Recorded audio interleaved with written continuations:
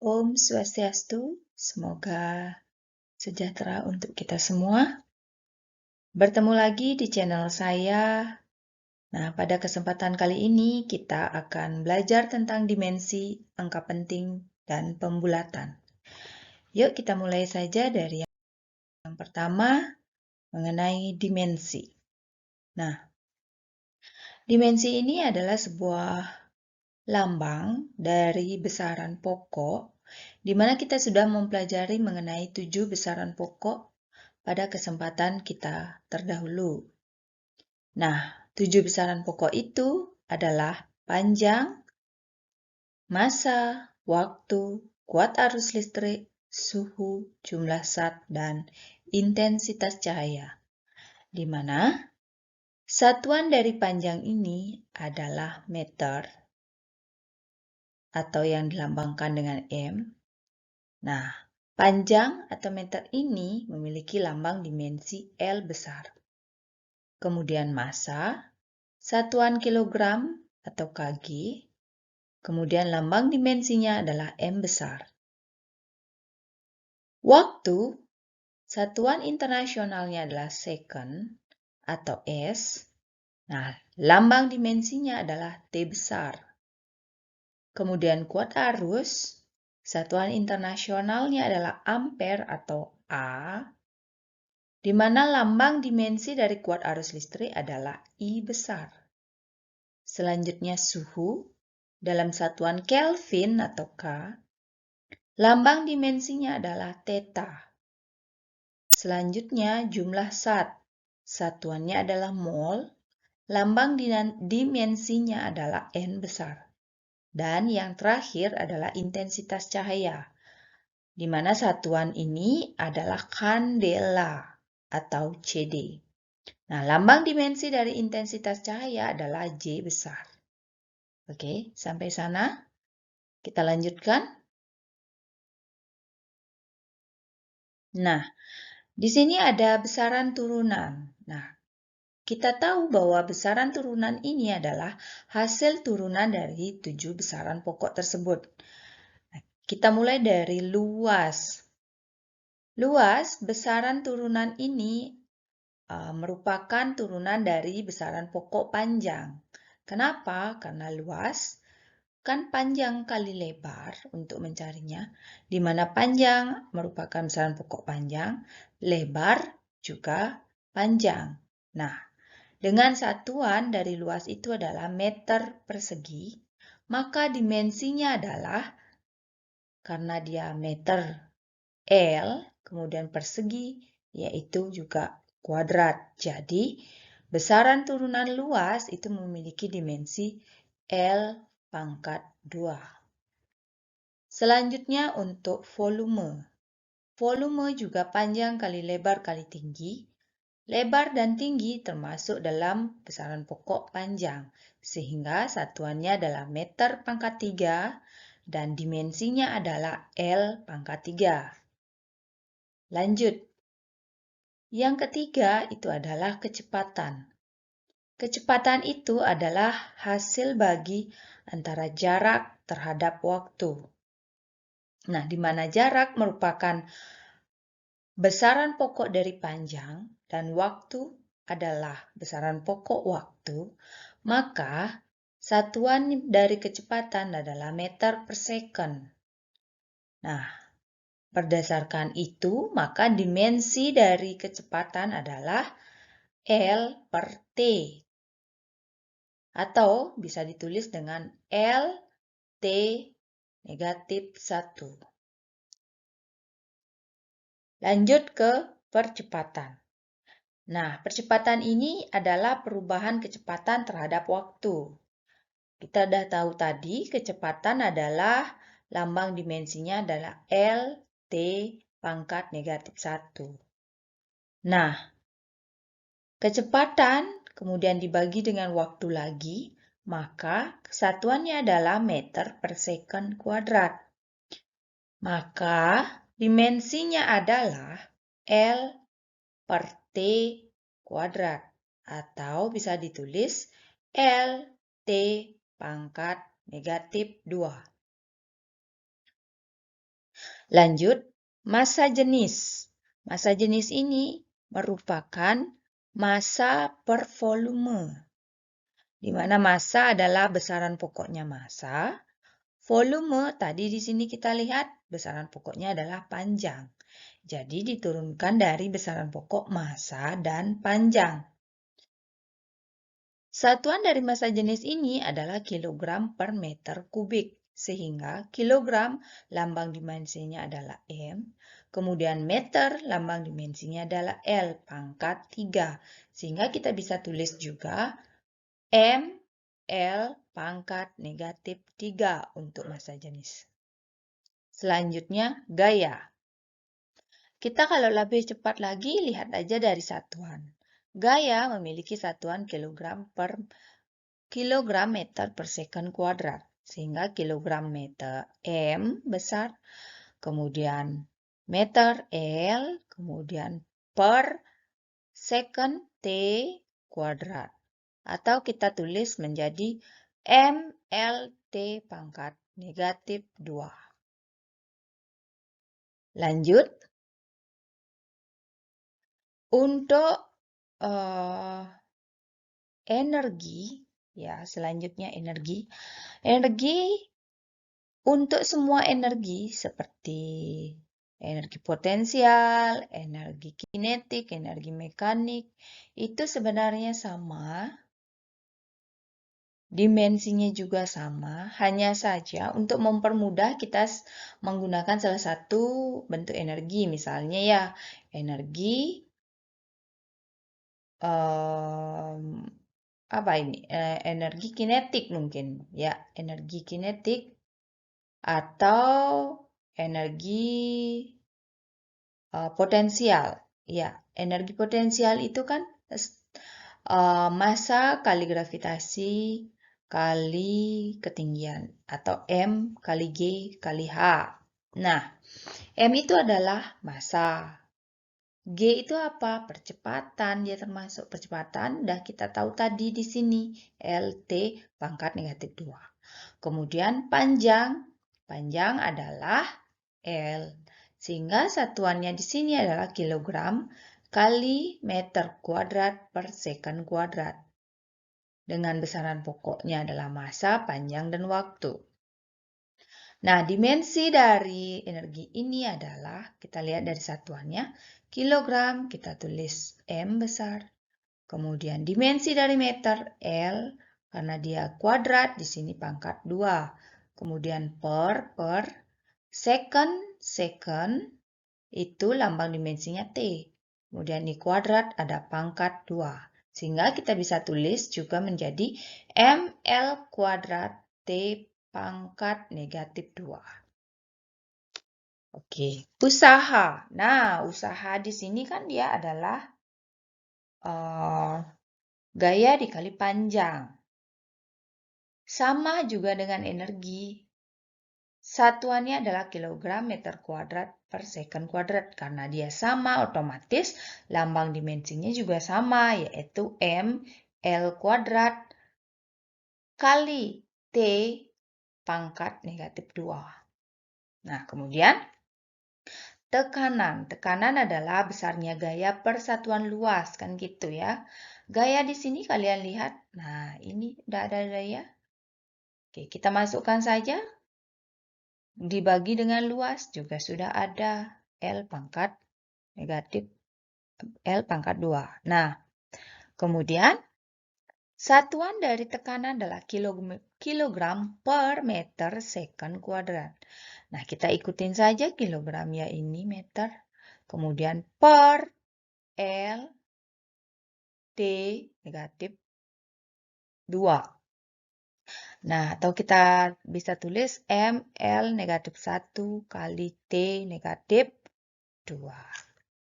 Kemudian daya. Daya adalah usaha yang kita perlukan per satu satuan waktu. Nah, usaha udah ada di sini. Kita tinggal membaginya dengan waktu. Kalau tadi usaha adalah kilogram meter kuadrat per second kuadrat, lagi dibagi dengan waktu, maka jadinya kilogram meter kuadrat per second pangkat 3.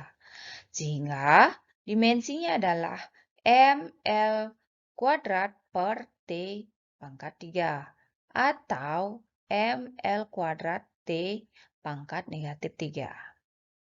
Selanjutnya, momentum. Momentum adalah hasil kali massa dengan kecepatan, di mana massa itu adalah kilogram, kecepatan adalah meter per second. Sehingga lambang dimensinya adalah untuk kilogram M, meter L per second T. Jadi bisa ditulis menjadi MLT negatif 1. Selanjutnya impuls. Impuls ini adalah perubahan dari momentum. Jadi sama, karena momentumnya berubah jadinya itu sama satuannya kilogram meter per second. Maka lambang dimensinya juga sama, yaitu MLT negatif pangkat negatif 1. Begitu. Lanjut next. Semoga paham ya, nak. Angka penting. Nah, angka penting ini apa sih sebenarnya? Angka penting adalah angka hasil pengukuran yang terdiri dari angka pasti dan angka taksiran. Nah, angka pasti diperoleh dari perhitungan skala alat ukur, sedangkan angka taksiran diperoleh dari satuan skala terkecil. Nah, ada aturan nih untuk angka penting. Berapa? Ada 4. Aturan yang pertama yaitu adalah semua angka bukan 0 adalah angka penting. Berarti angka 1 sampai dengan 9 itu adalah angka penting. Selanjutnya yang kedua adalah aturannya angka 0 terletak di antara angka bukan 0 adalah angka penting. Nah, artinya jika angka 0 ini ada di antara dua angka bukan 0, berarti dia termasuk angka penting angka 0-nya. Oke, contoh. 1, 0, 1.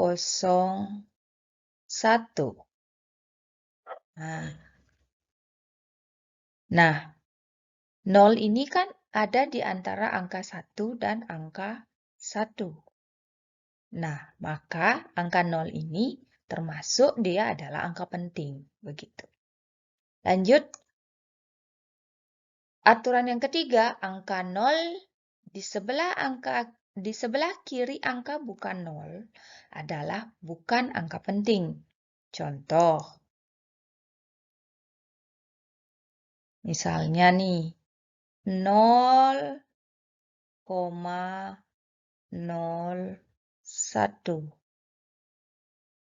Nah, ada dua angka 0 di sebelah kirinya angka 1. Angka 1 kan adalah angka bukan 0. Maka angka 0 yang ada di sebelah kirinya itu, baik yang di depan koma maupun yang di belakang koma, bukanlah dia angka penting. Karena tidak ada yang mengapitnya. Gitu. Lanjut ke aturan yang keempat. Angka 0 di sebelah kanan angka bukan 0 adalah angka penting. Berarti semua angka 0 yang ada di sebelahnya angka bukan 0 itu adalah angka penting. Contoh, 1, 0, atau 10. Berarti dia adalah 0 ini termasuk angka penting. Kemudian ini lagi. 1,20.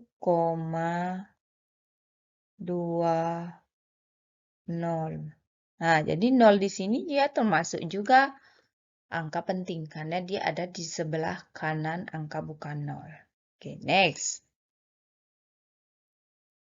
Nah, Ibu kasih ini soalnya. Ini kira-kira menurut kalian ada berapa angka penting? Apakah dia ada 4 angka penting atau 2 angka penting atau 10 angka penting? Atau mungkin 6 angka penting? Oke, coba kita lihat bersama. Ya, angka yang di sebelah kiri angka bukan 0, itu semuanya bukan angka penting. Jadi kita coret aja ya, Nak. Kemudian, angka 12 ini pasti angka penting karena dia angka bukan 0. Lanjut, angka 0 yang ada di sebelah kanan, angka 12 ini, itu dia termasuk angka penting karena dia berada di sebelah kanan angka bukan 0. Oke, paham ya? Jadi ada berapa angka penting di sini? Ada 6. Kita hitung dari sini. 1, 2, 3, 4, 5, 6. Next. Nah, jadi kalau soal kayak gini angka pentingnya berapa? Oke, ini ada berapa? 1, 2, 3, 4, 5, 6, 7. Ada 7 angka penting. Lanjut di bawahnya. Ada berapa? 1, 2, 3, 4, 5, 6, 7. Sama, ada 7 juga. Oke, kemudian yang ini ada berapa? Ini nolnya tidak ya, tidak dipakai. Jadi, karena dia sebelah kiri, ini ada 3 angka penting. Jadi, dia 3 angka penting. Lanjut. Nah, angka 0 di sini, ini bukan angka penting karena sebelah kiri. Jadi, yang angka penting adalah 1, 2, 3, 4. Ada 4 angka penting. Next, kalau ini berapa? Iya, benar, ada 4. Kemudian ini berapa? Nolnya semua termasuk angka penting ya, karena dia diapit oleh angka bukan 0. Jadi ada 5 angka penting. Next, di sini semuanya nggak ada 0, jadi pasti 5 angka penting. Next, ini ada berapa? Iya, ada 1, 2, 3, 4. Ya, ada 4 ya. Paham kan sampai sini ya? Kita lanjut sekarang. Aturan pembulatan bilangan desimal. Nah, aturannya adalah apabila angka desimal bilangan yang dibulatkan kurang dari 5, nah, jadi adalah patokannya angka 5. Jika angkanya kurang dari 5, misalnya dari 0, 1, 2, 3, 4 gitu, maka angka tersebut dibuang dan diganti 0. Oke, misalnya 22 gitu. 22 diubah menjadi 20. Kenapa? Karena angka 2 di belakang, D22. Angka yang ini kan di bawah angka 5. Jadi, dia diganti 0. Jadinya sama dengan 20. Begitu pembulatannya. Lanjut ke aturan yang kedua. Apabila angka desimal lebih dari atau sama dengan 5. Nah, jika dia lebih dari 5, maka angka di depannya, angka satuan terdekat dinaikkan 1. Misalnya ya, 7. Misalnya gitu. Nah, angka yang paling belakang kan adalah angka 7. Angka 7 ini kan dia ada di lebih dari angka 5 kan.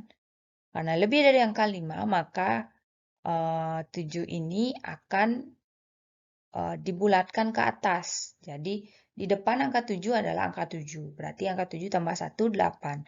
Maka dia dibulatkan menjadi 80. Gitu. Paham ya? Nah, terus gimana kalau dia angkanya 75 atau sama dengan 75? Nah, jika 5 itu bergantung ganjil dan genap. Nah, angka 5 ini, di depan angka 5 itu adalah angka 7. Angka 7 adalah angka ganjil. Kalau dia angka ganjil, maka dia dibulatkan ke atas, yaitu jadinya 80. Tapi kalau dia nanti angkanya adalah 65 misalnya, kan dia sama angkanya terakhir adalah 5. Nah, berarti dibulatkan ke atas apa turun?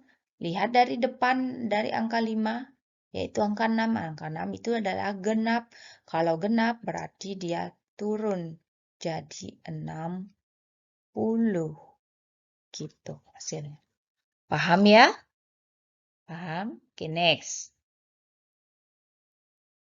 Nah, jadi panjang besi ini 2,347. Dibulatkan jadi berapakah dia? Ya, 7. Karena lebih dari 5, maka angka di depannya ditambah 1, jadinya 5.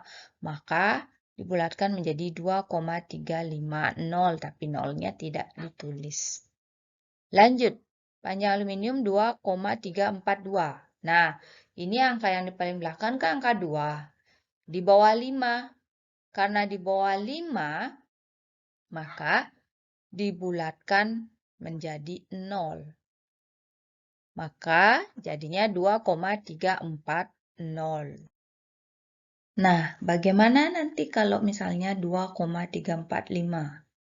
Nah, ini angka yang di belakang ini kan dia adalah angka 5. Tapi kita bisa lihat dari depannya, yaitu angka 4. Angka 4 ini adalah bilangan genap. Maka karena genap akan dibulatkan ke bawah. Jadinya 5-nya diganti 0. Maka 2,34 gitu. Tapi kalau misalnya seperti yang nomor 4 ini, 2,375.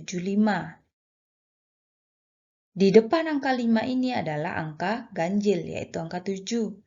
Sehingga dia dibulatkan naik atau ditambah 1, jadinya 80. Sehingga pembulatannya menjadi 2,38. Oke, paham kan ya? Lanjut. Nah, berapakah pembulatan angka berikut ini? Jadinya berapa? Oke, ini jadinya 3 ya. 52,53. Ini jadinya berapa? 70.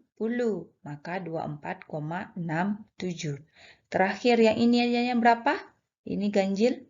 Ya, 40. Oke, 40. Maka jadinya 24,24. Oke, yang terakhir di sini jadinya berapa? Ini genap? Ya, jadi 20, maka 24,22. Benar ya? Lanjut. Nah, bagaimana sih aturan berhitung dengan angka penting?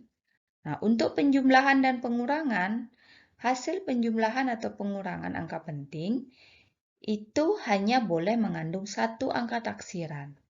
Misalnya nih, 85,6 cm. Kan angka taksirannya ada di sini. Kemudian 13,21 itu ada dua angka di belakang koma. Sedangkan di sini ada satu angka di belakang koma. Sehingga jika ini dijumlahkan itu akan menghasilkan nilai 98,81. Sehingga kedua bilangan di belakang koma ini menjadi angka taksiran.